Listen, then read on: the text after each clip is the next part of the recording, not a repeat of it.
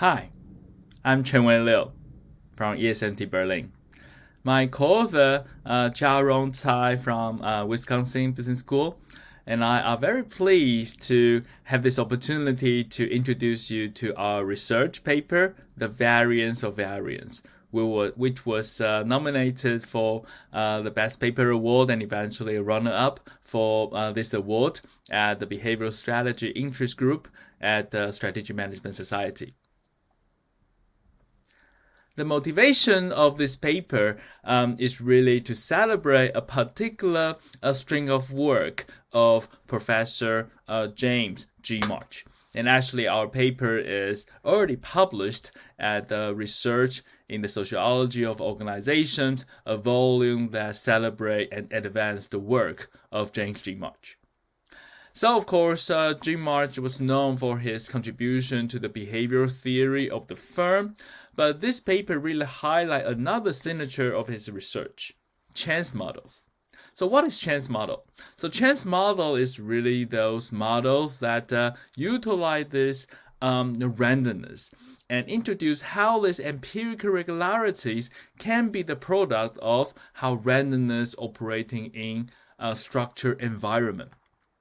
And this is widely used outside management, but for some reason, or our focus on the agency, this tend to be underestimated in the management field. Exception, of course, exist, particularly for the works by Jim March and his co-authors. And in the first part of our paper, we try to summarize what these chance models by Jim were. So there's the four categories. And the first one probably is the most well-known chance model Jim developed, the garbage can model. And this is actually the title of the grant he submitted to the National Science Foundation, the study of organizations that do not know what they're doing. And the next set of paper is, should we impress by the success of top executives? And so in a series of paper, and there's two in ASQ in particular, he studied the Wisconsin school superintendent and really tried to figure out what drove their career progress and also what is the implication for this almost random career. And then the third set of paper is about risk-taking. So he tried to utilize the learning mechanism plus noise or randomness that can explain a lot of behavioral patterns we observe in psychology and also those relevant to management like risk-taking. Then finally, there's a set of paper that focusing on what is the implication of inefficient histories, that selection may not always kind of guarantee the most merit one being selected, and how organizations should adapt in those environments. So all these four sets of paper, Jim introduced the very cool chance models that use very simplified and simplistic mechanism, but can really explain complex phenomena and have very novel implications.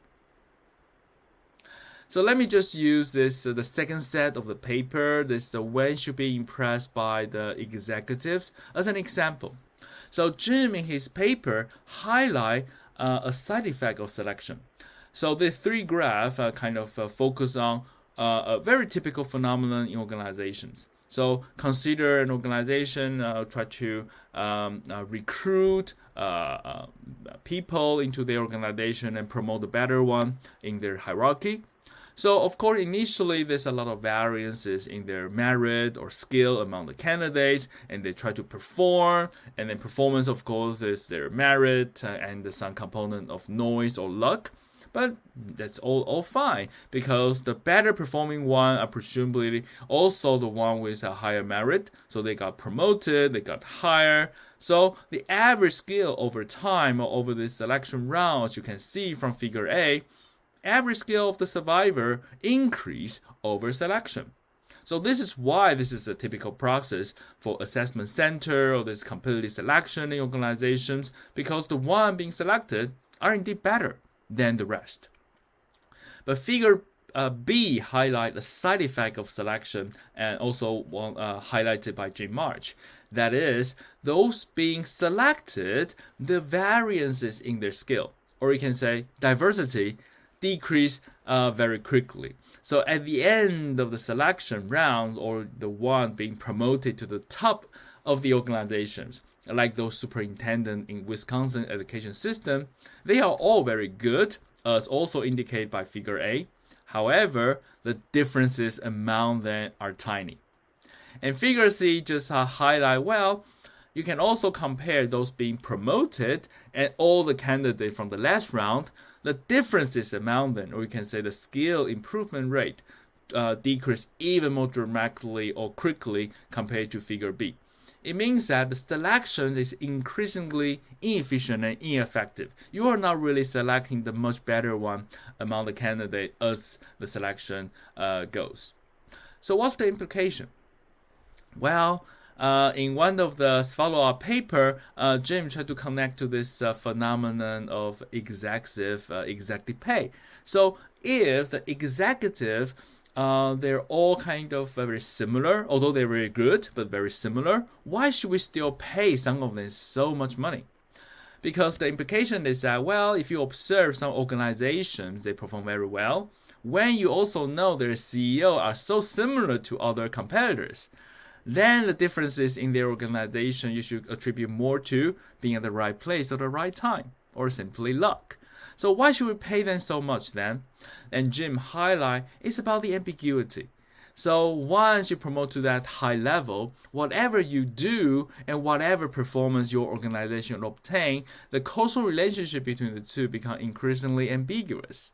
But that exactly gives us as observer or other stakeholders as an opportunity to see what we want to see. We would like to think those people at the top, they know better and probably can lead us for having better outcomes. And the reward to them just like higher pay, that reflecting our illusion and this kind of mistaken belief. So that is the focus of this 84 paper, which is also very interesting. And in our paper, we also try to extend the chance model by recombining them. A lot of good ideas is not by creating something new, right? It's like creating these very cool ideas like the chance model developed by Jim. And the empirical phenomenon we focus on is also top executives, just like superintendents focused by Jim March. And then we study for this magazine, The Variance. Every year they select some CEO, they call the most admirable CEO or simply the best CEOs. Then we study what's the performance before and after this executives being named the most admirable CEOs. Then we found this pretty reliable inverted V-shaped pattern. So this 0 represents the year this CEO being named the best CEOs, and the 7 years before and 7 years after on two performance indicators. So on the left-hand side is the profit for their firm performance. One is on ROA, the other on EBIT, and the other is the firm growth performance.